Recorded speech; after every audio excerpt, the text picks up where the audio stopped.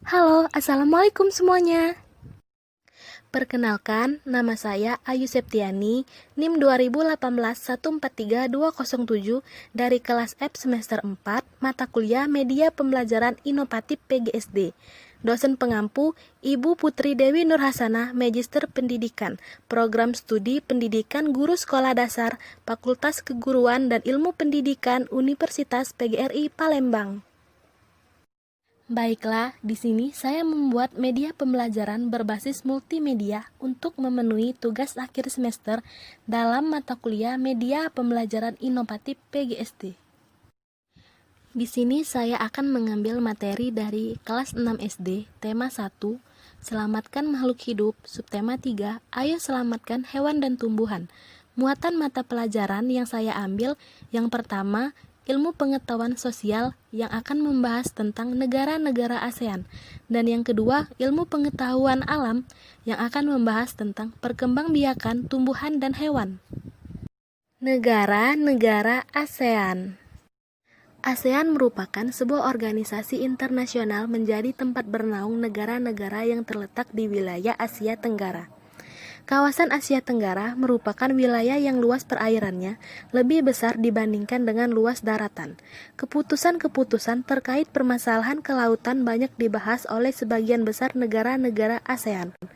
Negara-negara di kawasan Asia Tenggara mempunyai sistem pemerintahan yang berbeda-beda. Namun pada dasarnya semua berbentuk republik, kecuali Thailand, Kamboja, Laos, Malaysia, dan Brunei Darussalam yang berbentuk kerajaan. Brunei Darussalam. Brunei adalah negara kecil yang terletak di bagian utara Pulau Kalimantan. Brunei berhasil memperoleh kemerdekaannya pada tahun 1984. Setelah hampir satu abad berada di bawah kekuasaan Inggris, saat ini Brunei merupakan negara yang pendapatan per kapitanya tertinggi di kawasan Asia Tenggara.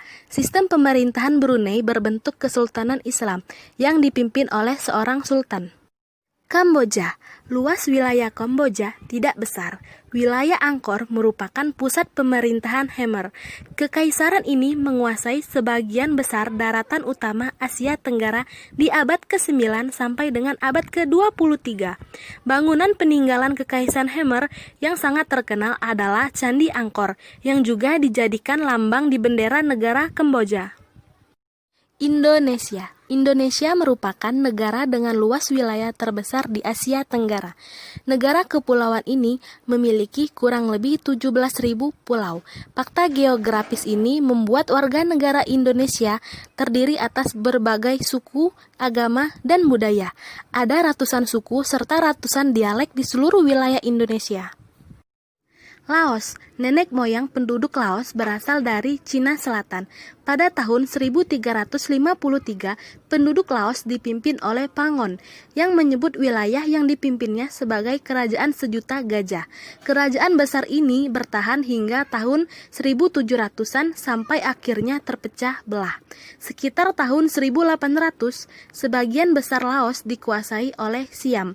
Kemudian, Perancis mengambil alih dan memerintah di sana tahun 1893. Pada tahun 1954, Perjanjian Genapa menetapkan Laos sebagai sebuah negara yang bebas dan netral. Perang saudara masih berkecamuk antara pasukan yang setia kepada pemerintah melawan gerilyawan komunis Pathet Lao. Malaysia. Tahun 1400-an, wilayah di Selat Malaka mulai dikenal sebagai pusat perdagangan.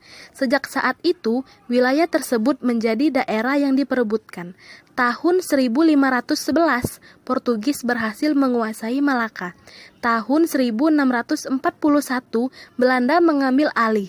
Lalu, tahun 1786, Inggris masuk ke Malaka dan menguasai Pulau Penang. Tahun 1824, Belanda menyerahkan Malaka ke Inggris. Pada masa Perang Dunia Kedua, Jepang sempat menduduki Malaka. Namun kemudian Inggris berhasil menguasai kembali Semenanjung Malaya di tahun 1945. 3 tahun kemudian, Inggris membentuk Federasi Malaya. Di tahun 1957,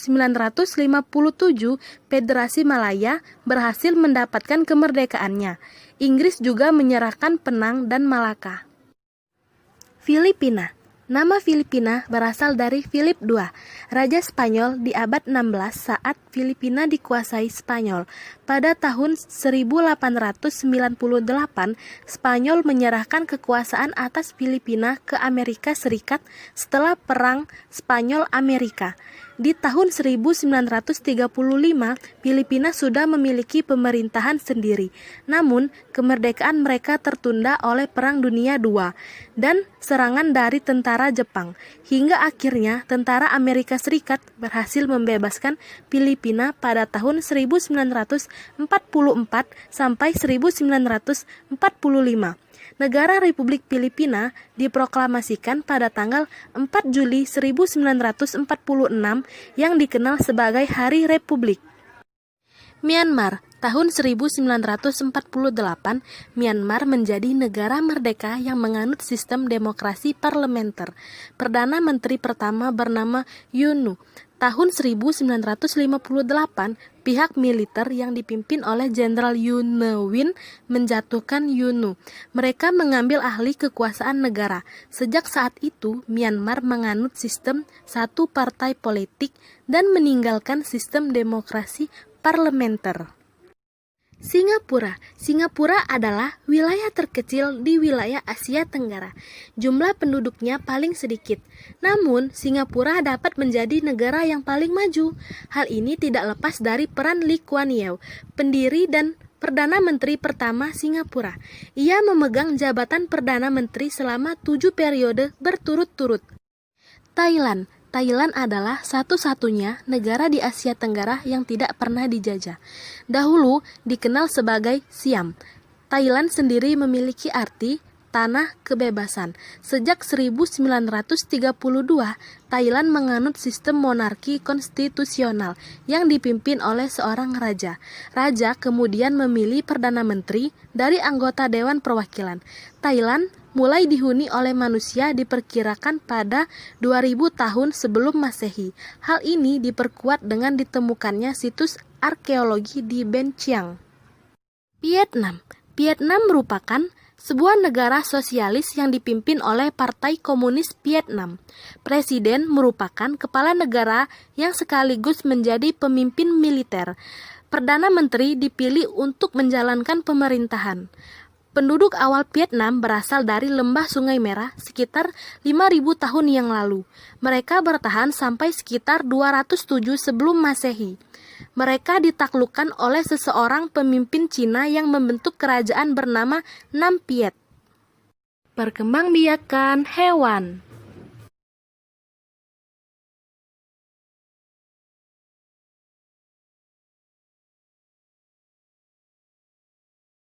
Perkembangbiakan merupakan kemampuan makhluk hidup untuk menghasilkan individu baru yang sifatnya sama atau menyerupai induknya agar dapat menghasilkan keturunan dan melestarikan jenisnya. Hewan dapat berkembang biak dengan cara 1. Generatif, 2. Vegetatif. Perkembangbiakan generatif merupakan perkembangbiakan yang dilakukan dengan cara perkawinan. Terjadi apabila sel dari spesies jantan bertemu dengan sel spesies betina. Perkembangbiakan generatif dibedakan menjadi 3. 1. Ovipar, 2. Vivipar, dan ketiga Ovovivipar. Ovipar merupakan perkembangbiakan yang dilakukan dengan cara bertelur. Contohnya ayam, burung, dan penyu. Vivipar merupakan perkembangbiakan dengan cara melahirkan atau beranak, contohnya sapi, kambing, dan kucing. Ovovivipar merupakan perkembangbiakan dengan cara bertelur sekaligus beranak, contohnya ular dan buaya. Perkembangbiakan vegetatif merupakan perkembangbiakan tanpa melalui peristiwa perkawinan. Perkembangbiakan vegetatif dibedakan menjadi 3. 1. Membelah diri, 2. Fragmentasi, 3. Tunas. Membelah diri. Perkembangbiakan dengan cara membelah diri biasanya dilakukan oleh hewan bersel satu, contohnya amoeba. Fragmentasi merupakan cara berkembang biak pada hewan dengan cara memotong atau memutuskan bagian tubuhnya untuk membentuk organisme baru yang dilakukan oleh hewan tingkat rendah, contohnya cacing pipih. Tunas merupakan perkembangbiakan dengan cara pembentukan tunas antara lain terjadi pada hidra. Terima kasih.